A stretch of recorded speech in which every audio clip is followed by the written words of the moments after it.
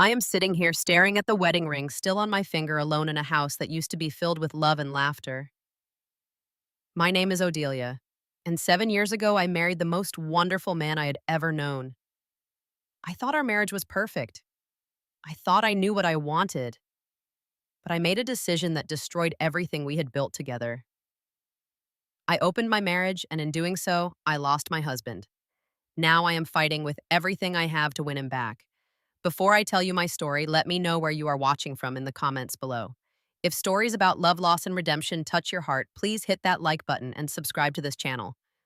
What I am about to share might save someone else from making the same mistake I did. I met Marcus at an outdoor concert in Austin, Texas on a warm summer evening when I was 23 years old. I had just graduated from college with a degree in marketing, feeling like the whole world was waiting for me to conquer it. My friends had dragged me to this concert, some indie band I had never heard of, and the crowd was packed so tightly I could barely see the stage. That is when I noticed him. He was standing a few feet ahead of me, tall with broad shoulders and kind eyes that seemed to smile even when his face was serious. I must have been standing on my tiptoes for the 10th time, craning my neck to catch a glimpse of the performers when he turned around and caught me struggling. Without a word, he stepped aside and gestured for me to take his spot. Just like that. No expectation, no attempt to get my number, no cheesy pickup line, just pure kindness from a stranger. I thanked him, probably blushing like a teenager, and we ended up talking for the rest of the night. His name was Marcus, he was 25, and he worked as a software engineer for a tech company downtown. He was quiet, thoughtful, the kind of person who listened more than he spoke. By the time the concert ended, I knew I wanted to see him again. We exchanged numbers, and that was the beginning of everything. We dated for 2 years before he proposed. It was nothing extravagant, just a quiet dinner at the restaurant where we had our first official date, followed by a walk along the river where he got down on one knee and asked me to spend the rest of my life with him. I said yes before he even finished the question. We got married when I was 25 in a small ceremony surrounded by family and close friends. A year later, we bought a cozy house in the suburbs of Dallas. Nothing fancy, but it was ours. We painted the walls together, argued about furniture, and spent countless weekends turning that house into a home. Marcus was everything I could have asked for in a husband. Every Sunday morning, he would wake up early to make breakfast pancakes with fresh berries, my favorite. After long days at work, he would rub my feet without me even asking. He remembered every anniversary, every small milestone, every little thing that mattered to me. He was steady, reliable, the kind of man who made you feel safe just by being in the same room. My career was taking off too. I climbed the ladder at my advertising firm, eventually becoming a team leader with my sights set on a director position. Marcus supported every late night, every business trip, every sacrifice I made for my career. We had plans to start a family once I reached that director role. Everything was falling into place. But somewhere around our 5th year of marriage, something shifted. My job became more demanding than ever. I was working 12-hour days, traveling almost every other week, constantly stressed about deadlines and client expectations. When I came home, I was exhausted. Marcus and I would eat dinner in silence, watch television without really watching, and go to bed without saying much of anything. He started pulling away, or maybe I did first. I honestly cannot remember anymore.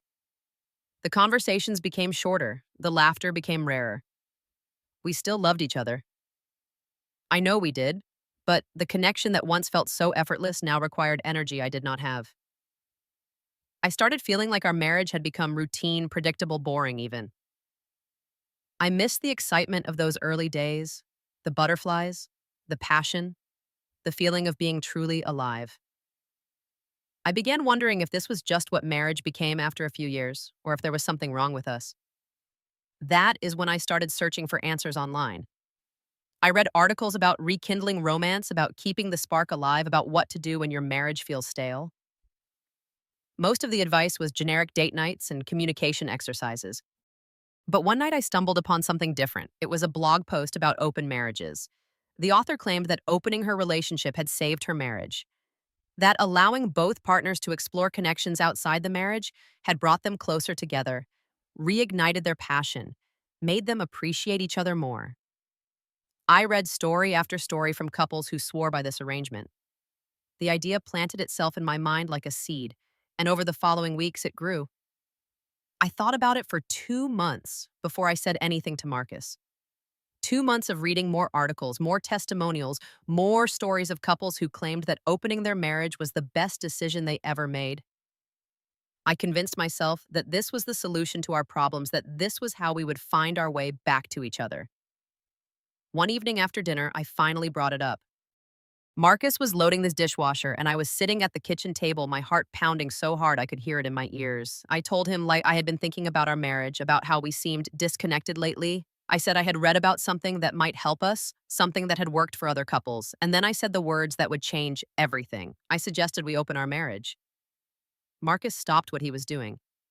He turned to look at me, and the expression on his face is something I will never forget. It was like I had slapped him.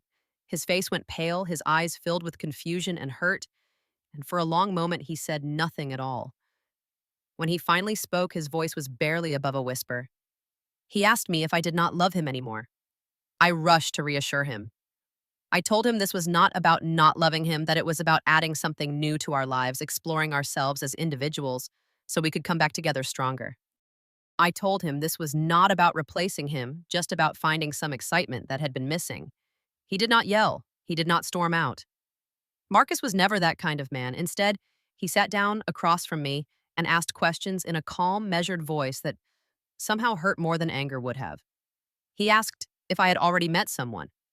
I said no, which was the truth at the time. He asked if I was unhappy with him. I said no, just with the routine. The conversations continued for weeks. He pushed back at first, told me he did not understand why what we had was not enough. He asked me if I had thought about what this could do to us. I had answers for everything. Arguments I had rehearsed in my head.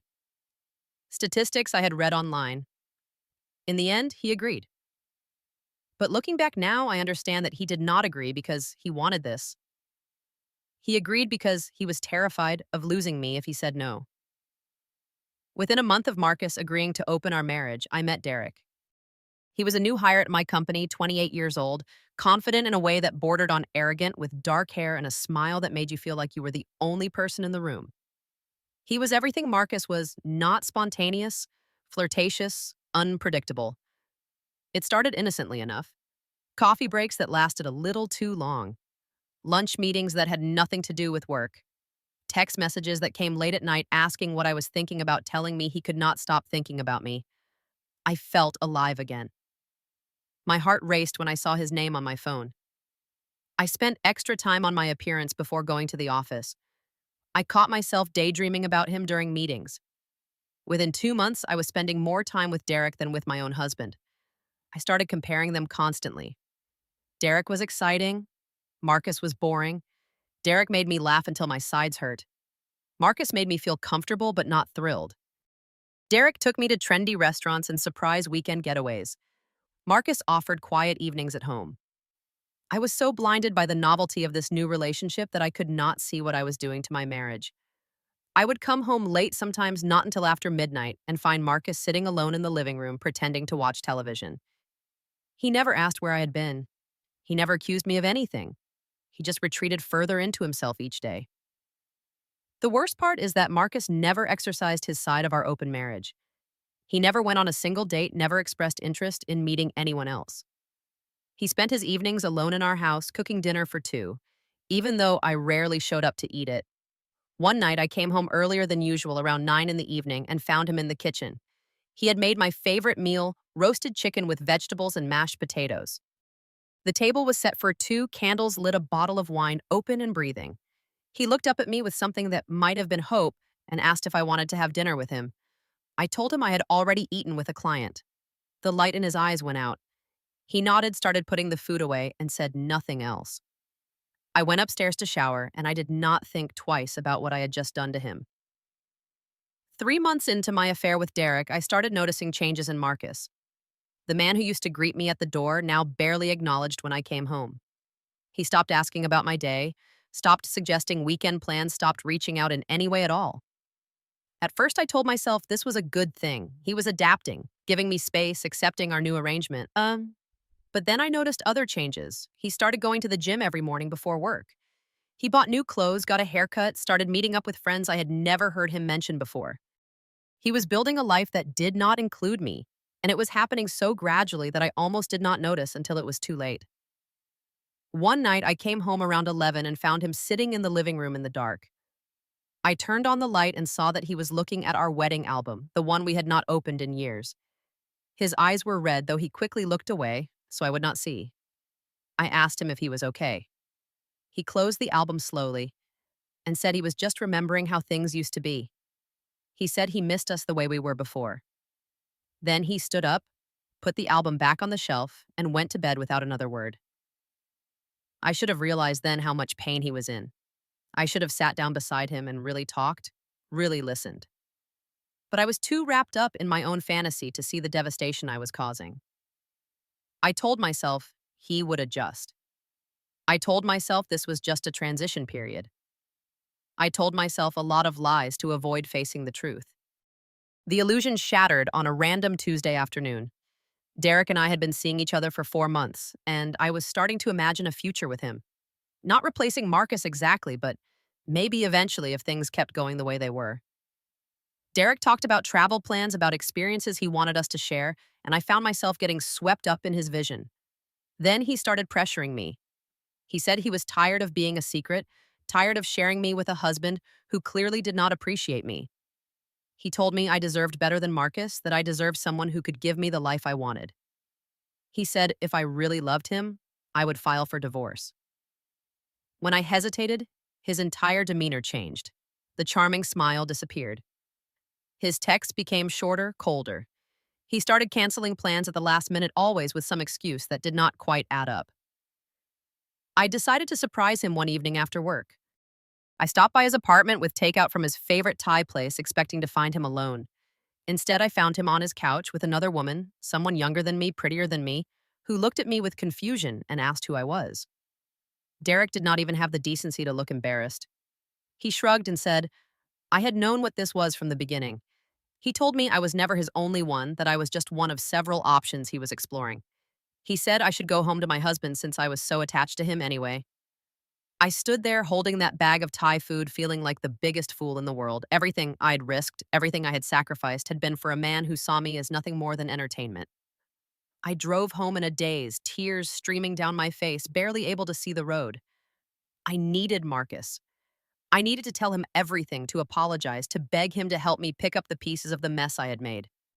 But when I walked through our front door, I found him standing in the living room surrounded by cardboard boxes. He was packing.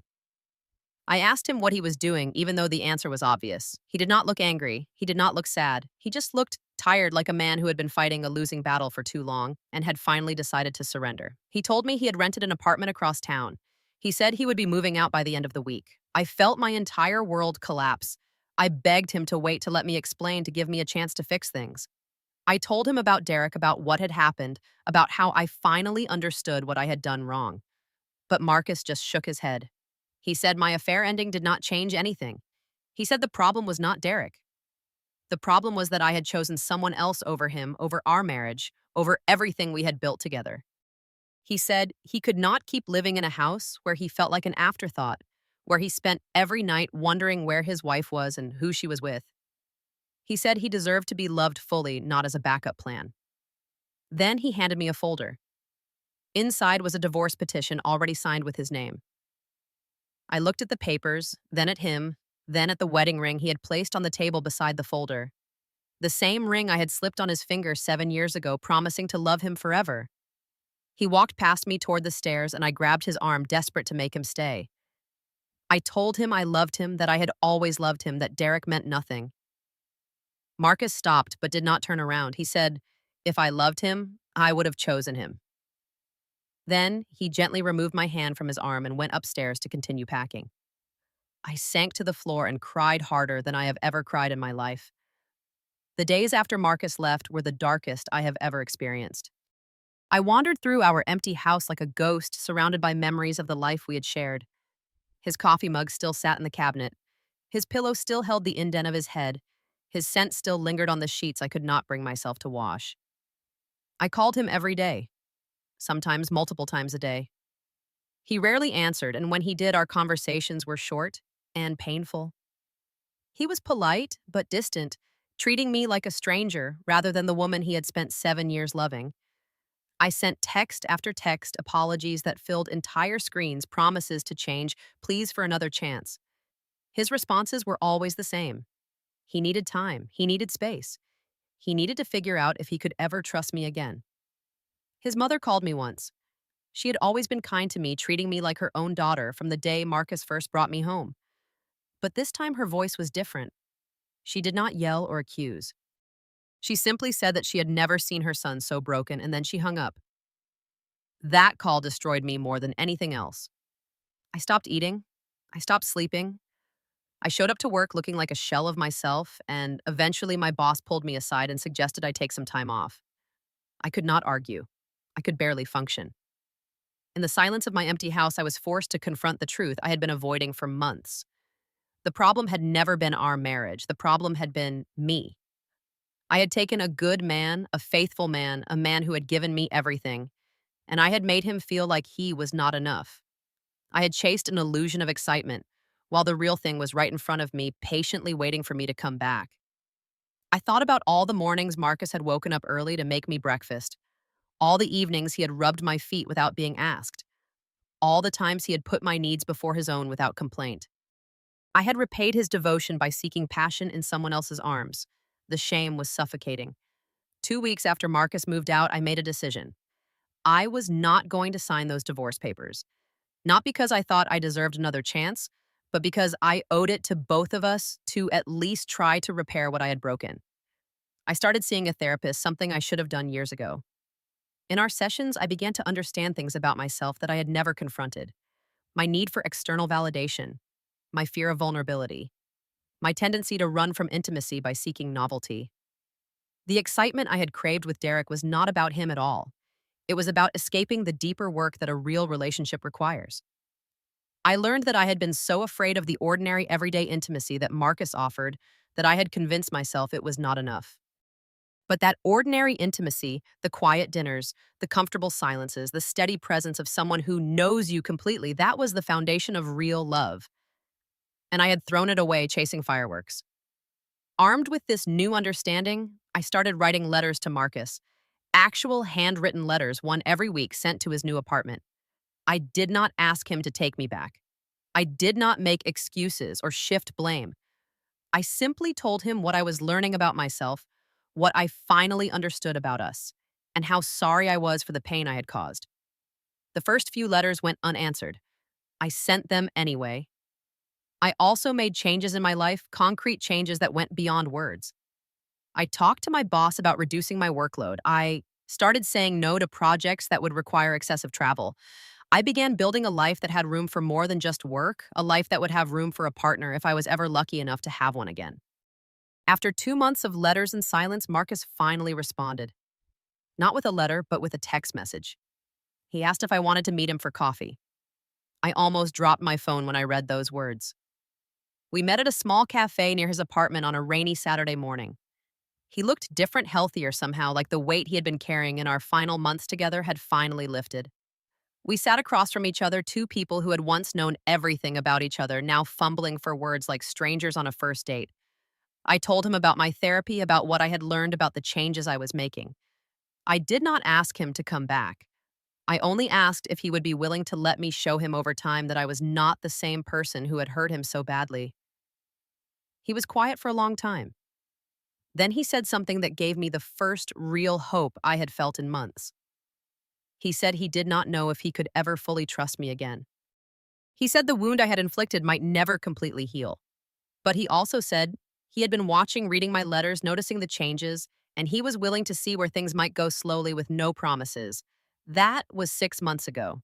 Today, Marcus and I are still not back together. We are dating, if you can call it that. We see each other once or twice a week, getting to know each other again from the beginning. There are no guarantees, no promises of reconciliation.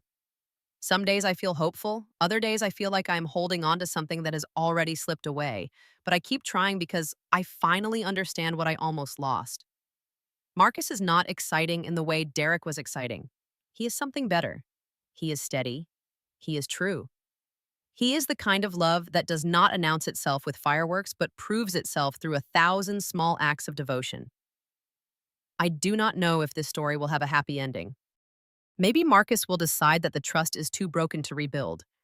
Maybe we will find our way back to each other stronger than before. I cannot control the outcome.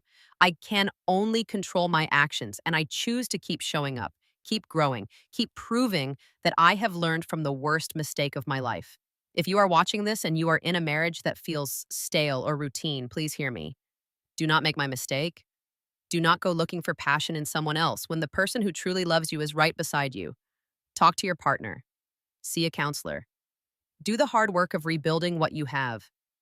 Because once you break it, there is no guarantee you will ever get it back. I opened my marriage thinking it would save us. Instead, it nearly destroyed everything. Now I am fighting to win back the man I never should have risked losing in the first place. Is it too late? I honestly do not know. But I will keep fighting until I have my answer. I want to ask you something. Have you ever made a decision that you deeply regretted something that changed the course of your life? How did you find your way back? Please share your story in the comments below. Your experience might help someone else who is struggling. If this story touched you, please give it a like and share it with someone who might need to hear it. And if you have not already, subscribe to this channel so you do not miss more stories like this one. Thank you for listening to my story. I hope it reminded you to cherish the love you have while you still have it. Take care of yourself and the people who matter most to you. Until next time.